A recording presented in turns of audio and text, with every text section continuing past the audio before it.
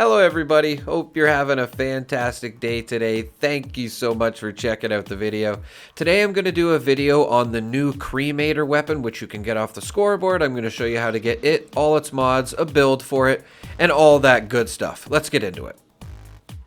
Okay, so simple as that as it is just go on to the seasons here and you can see, I think it's the 4th page, you are able to unlock the Cremator.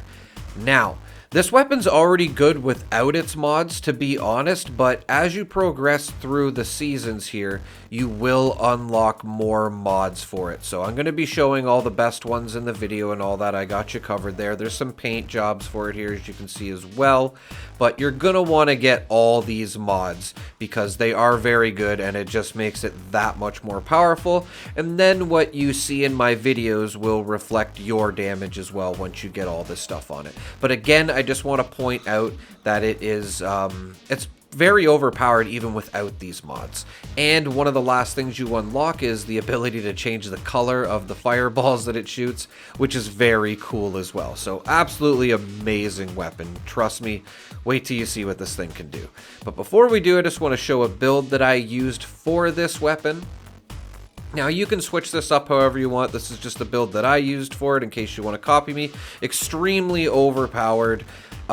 Yes, I just want to point out too, you can use this without a power armor and you can use this without being a low health build, but you just won't be able to take advantage of Nerd Rage and Stabilized and all that other stuff. I just want to point out as well, for the legendary perk cards here, definitely have Sizzling Style and Electric Absorption. Power Sprinter you can definitely switch out for Master Infiltrator, Funky Duds, even another letter. Take one for the team if you're going to be taking out big enemies. And like I said, even another letter if you want to put some more perks on. And again, if you do use this without being a low health build, you won't be able to take advantage of Nerd Rage and Radical, just for example, for some of the perks that I have on here. I did make this a low health build in the power armor, if you can believe that.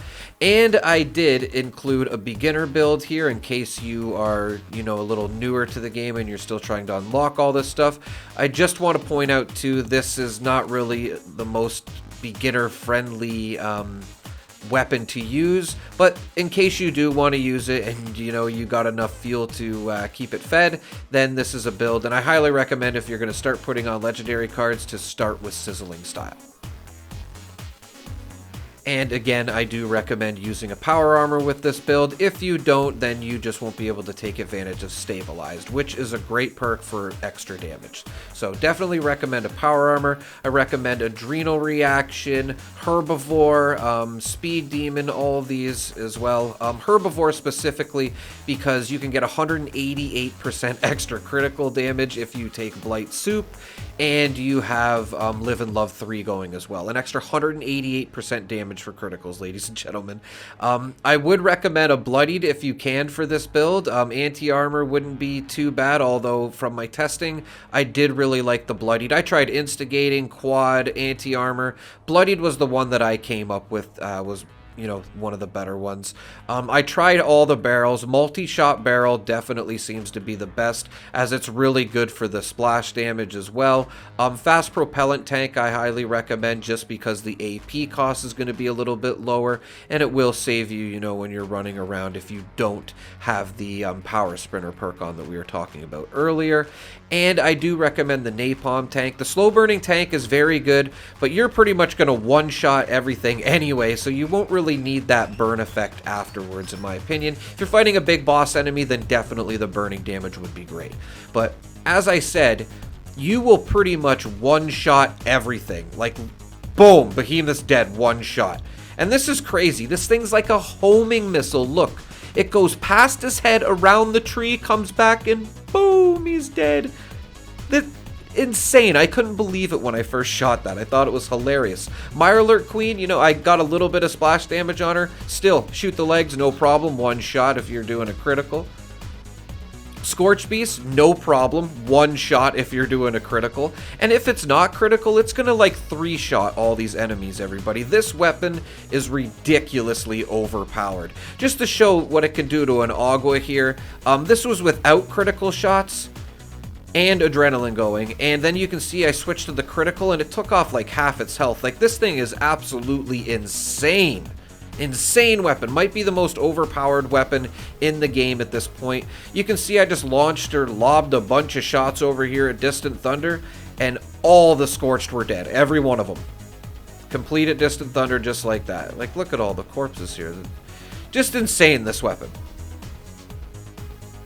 Again, you know, just to show, I couldn't believe that it one-shot Super Mutant Behemoths. Like, I just think that's absolutely insane, and especially my favorite part about it, one-shotting the Scorched Beast. Again, I just wanted to show, oh, just insane how powerful this weapon is. I don't even need to show you guys regular mobs. Obviously, it one-shots them.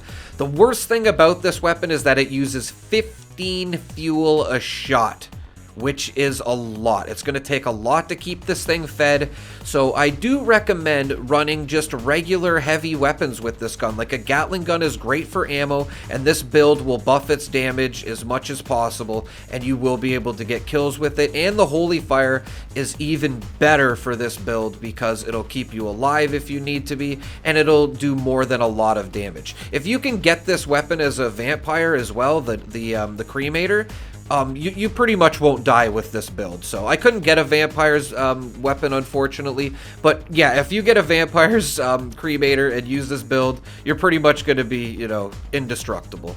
Hope you enjoyed the video, everybody. As always, thank you so much for watching. Have a pleasant evening.